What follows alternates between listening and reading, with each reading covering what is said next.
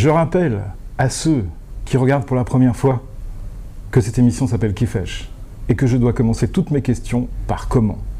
Comment ça va, Mehdi Kotbi? Je vais très bien. Première question, comment tu fais pour porter des pantalons verts? Moi, quand je mets ça, je ressemble à Babar l'éléphant. Et toi, c'est vraiment l'élégance. Comment ça se passe? D'abord parce que j'aime les couleurs et que je suis un peintre et je je manie sais. bien peut-être. Je C'est sais. simplement l'avantage que j'ai. Toi, tu manies bien les mots. Moi, j'essaie de manier les couleurs assez convenablement.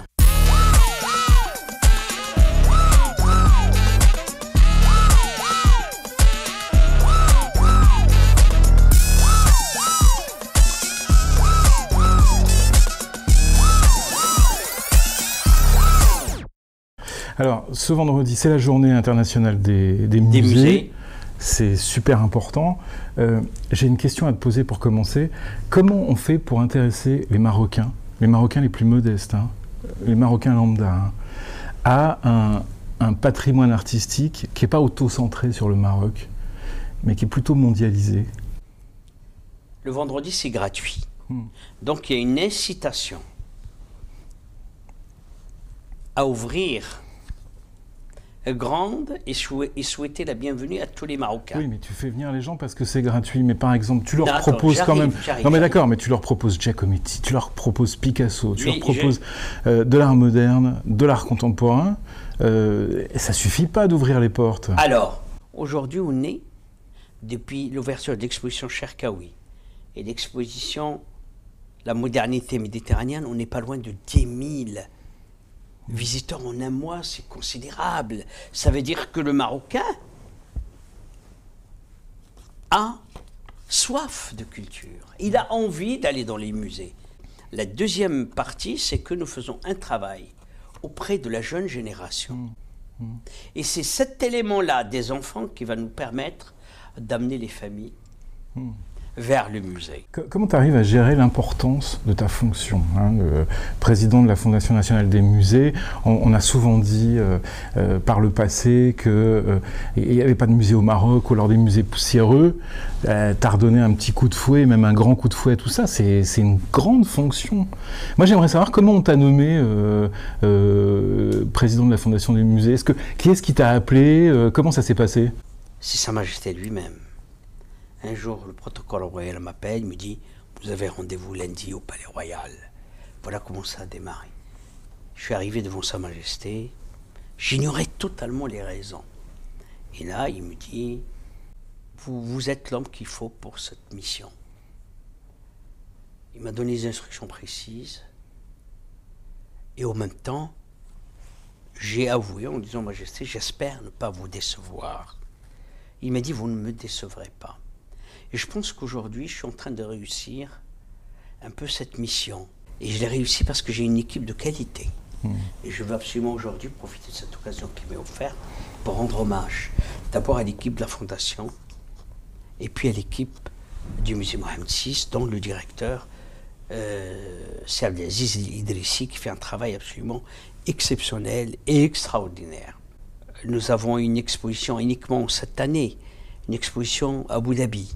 Après Abu Dhabi, nous avions l'ouverture de l'exposition Les lieux saints partagés dans le nouveau bâtiment qu'on a totalement rénové avec de l'argent privé.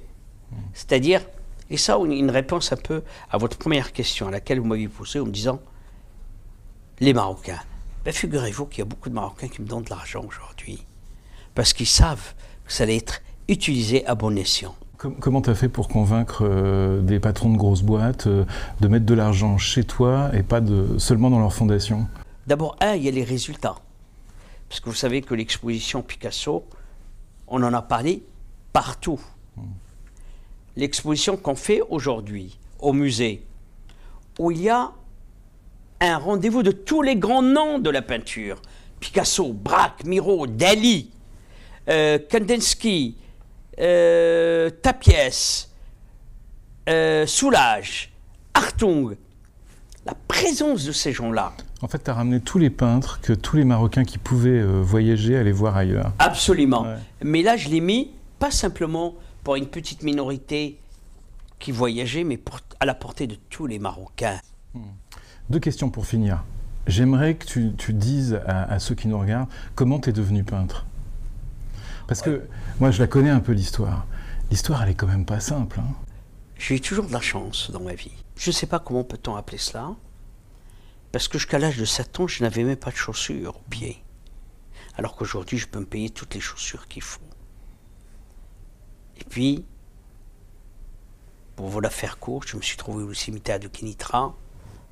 Je ne savais pas ce que c'est peindre, je ne savais pas ce que c'est dessiner. J'étais dans un club de scouts, inconsciemment, parce qu'il y avait aussi une part de l'inconscience chez moi. J'étais toujours un peu inconscient. J'ai pris ce pinceau, j'ai pris ces couleurs, comme ça, en disant, ben pourquoi pas. Et j'ai commencé, sans savoir ce que j'allais faire ni ce que je faisais. Au point que je ne me rappelle pas du moment précis. Simplement, la seule chose dont je me rappelle, c'est qu'autour de moi, il y avait un silence. Toutes les personnes qui étaient derrière moi, silencieusement, vraiment concentrées, ils regardaient vers ma direction. Je me retourne, je me mets à leur niveau, et puis d'un coup, qu'est-ce que je vois? Le miracle, un tigre dessiné. Moi qui ne savais pas dessiner, ou j'ignorais que je savais dessiner. Et puis ce tigre a changé toute ma vie.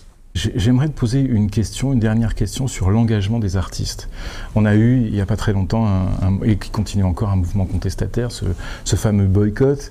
On peut regretter que la société civile, les artistes, les intellectuels ne soient pas assez présents, on va dire, sur les médias ou sur les réseaux sociaux. Moi, j'aimerais te poser la question suivante.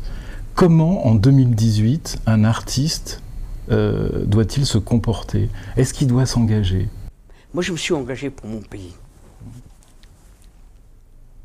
Je reconnais, c'est un pays qui ne m'a pas donné grand-chose à part la vie. Mais je me suis engagé parce que j'étais fasciné par Hassan de Dabord, réellement fasciné.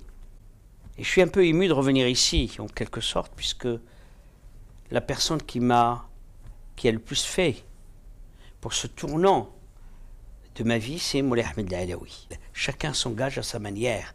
Les artistes s'engagent aussi par leur travail. Et il est normal qu'il y ait un engagement pour la justice.